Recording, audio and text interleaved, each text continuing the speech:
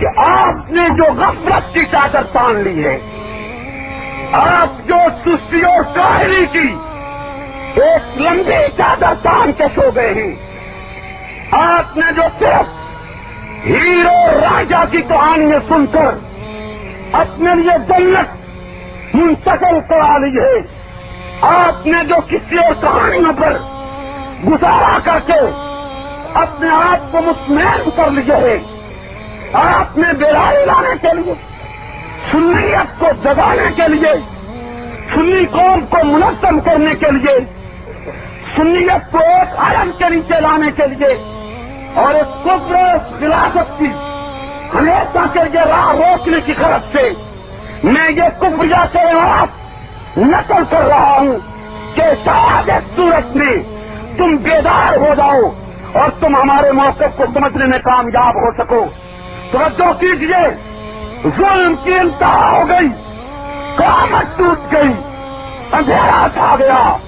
رب کا غضب جب تک دیتا ہوا نظر آتا ہے کہ آج بعد رسول کی ماؤں کو گندی اور ننگی گالی، جو گالی کسی عام بازاری آدمی کو بھی کوئی نہیں دیتا اور نہیں دے سکتا ہے، وہ گالی 14 صدی بعد اصحاب رسول کو، جنہوں نے بچے دیے، وطن دیا، جان دی، نیکوں کی انگلیوں کے سامنے کھڑے رہے، جنہوں نے پیٹ پہ پتھر باندھ کے دین کی ساز کر چھوڑی، جنہوں نے بھوک برداشت کر کے پیغمبر کا ساتھ دے چھوڑا، جنہوں نے کفر کے اڈے اکھیڑ پھینکے، جنہوں نے لات عزا کی چاہیے ہمیشہ کے لیے مٹا دی، جنہوں نے پیغمبر اسلام کے لائے ہوئے داستہ حیات کو دور دور تک پہنچایا، جو کیسر، کسرا، انطاکیہ، قبرص جیسے جزیرے علاقے ممالک فتح کر کے اسلام کا علم گاڑ گئے، قرآن پہنچا دے، سنت پہنچا دے، نبی کی ایک ایک سنت آپ تک منتقل کر گئے اور سب کچھ سچ کے اپنا سب کچھ قربان کر کے تم تک دین پہنچا دے۔ آج ان صحابہ کو ماں کی گالی اور وہ بھی ننگی، وہ بھی انتہائی غلیظ، وہ بھی انتہائی گندی دی جا رہی ہے، جسے میں میچ پہ نقل نہیں کر سکتا ہوں۔ سنیو سنیو، ہائے مٹ گئی سنیت، ہائے مر گئے مولوی، ہائے مر گئی قوم،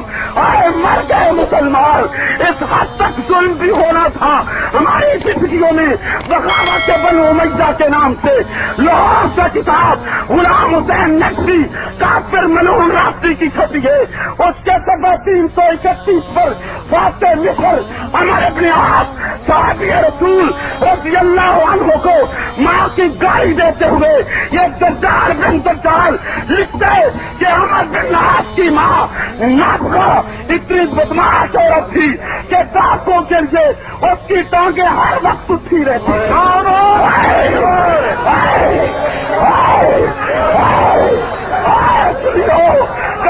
منہ کو آتا ہے، بتلاؤ میں کہاں جاؤں، کیا سر پہ دستک دوں؟ میں آج مشکل مرشد کی کمر پہ دستک دیتا ہوں، میں آج مرشد کے سر پہ دستک دیتا ہوں، میں آج مرشد کے گھر دستک دیتا ہوں، مجھ کو بتلاؤ میں کہاں جاؤں؟ ایک وقت تک گالی نہیں، یہاں تک کیا بنا وارث ہو گئے، 1400 سال بعد مادی گال اور ابھی اتنی گندی اور اتنی غلیظ، میں کہاں جاؤں؟ مجھے راہ بتلاؤ، مجھے در بتلاؤ، مجھے لائن بتلاؤ، میں مرنے کو پھر رہا ہوں، مرنے کو جان اکیلی طرح سے میرا رب جانتا ہے، کوئی سودا بازی اور تسلو نہیں ہے، سچے ہو تو یوسف مجاہد، میں نے اولاد کے نام وصیت لکھ دی ہے کہ میرا وجود بھول جاؤ، تمہارا مالک میں صحابہ کی عظمتوں کے لیے جان دے جاؤں گا، آگے رب جانے اس کی پیاری مخلوق جانے۔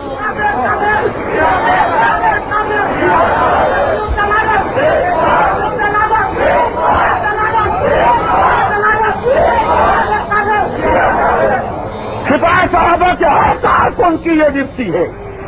وہ مفادات سے بالا تر ہو کر ایک کفر کی راہ روکنے کے لیے لائن ہموار کرے، اپنی صفوں میں نظم و ضبط لائے۔ سنیے، یہ وہ مجبوری ہے جس کی وجہ سے میری زبان میں تلخی آئی ہے، جس کی وجہ سے مجھے مشکلات سے گزرنا پڑا ہے۔ اگر تم ہمارے اس موقف کو صحیح سمجھتے ہو تو اپنے حالات بدلو، اپنی زندگیوں میں انقلاب لاؤ،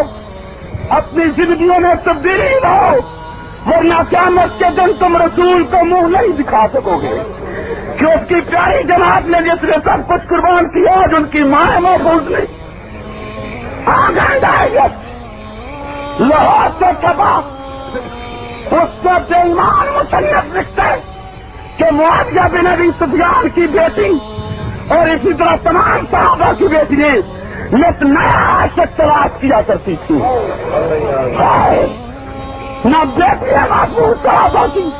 نہ ان کی خود بات محفوظ، نہ ناریاں محفوظ، نہ باقی محفوظ، نہ ماں محفوظ، نہ امہات المومنین محفوظ، نہ خود رسالت مراد محفوظ۔ یہ تمام کفر شیعہ کا کفر ہے۔ اگر اب بھی تم شیعوں کو کافر نہیں سمجھتے اور نہیں کہتے ہو پھر میں تمہیں مومن ماننے کے لیے تیار نہیں ہوں۔ بازو کھڑا کر کے آج جیسے اجتماع میں کوئی ایک آدمی کہے جو کہ میں شیعوں کو کافر نہیں سمجھتا۔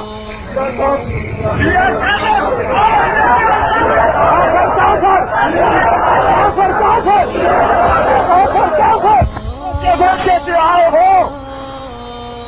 تم پورے پنجاب کی مٹی بیٹھے ہو، پورے ملک کی نمائندگی ہے، کہیں سے ایک، کہیں سے دو، کہیں سے 4 آدمی آئے ہیں۔ گواہ رہنا میں نے پیغام پہنچا دیا ہے، گواہ رہنا میں نے حجت پوری کر دی ہے، گواہ رہنا میں نے تمہیں کافروں کے کفر سے مطلع کیا ہے، گواہ رہنا میں نے تمہیں بتلایا کہ صحابہ پاکستان میں مظلوم ہو گئے، گواہ رہنا کہ ہمارا یہ درد دل تھا جو تمہارے سامنے رکھا ہے۔ اللہ کے گھر میں، اللہ کے گھر میں کھڑے ہو کر لا الہ الا اللہ محمد الرسول اللہ کلمہ پڑھ کے بتا رہا ہوں، ٹھہریے، کلمہ پڑھ کے عرض کر رہا ہوں کہ ہم اس میں منافق نہیں ہیں، یہ جلسے میرا کاروبار نہیں ہے، یہ رات دن کے سفر میرے پیٹ کے لیے نہیں ہے، میرا رب جانتا ہے۔ یہ درد دل ہے جو میں امت کے سامنے رکھنا چاہتا ہوں اور رکھتا چلا جا رہا ہوں، اور اس امید پر کہ کبھی اس مٹی میں درخیزی آئے گی، اس امید پر کہ کبھی یہ پودے رنگ لائیں گے، اس امید پر کہ کبھی امت میں بیداری آئے گی۔ میری زندگی میں نہ آئی تو مجھے توقع ہے میری موت کے بعد آ جائے گی، لیکن میں صحابہ کے سامنے جانے کا منہ نہیں رکھتا ہوں کہ ہم زندہ تھے تمہاری بیٹیوں کو گالیے، ہم زندہ تھے تمہاری ماں کو گالیے، ہم زندہ تھے تمہاری نانیوں کو گالیے، ہم کیا منہ دکھائیں گے قیامت کے دن؟ سنیو، وقت ہے کہ بیدار ہو کے میدان میں آؤ تاکہ ان کافروں کے قلم، زبان، قدم ہمیشہ کے لیے روک لیے جائیں۔ اگر تم ایسا کام نہیں کرتے ہو تو مجرم ہو۔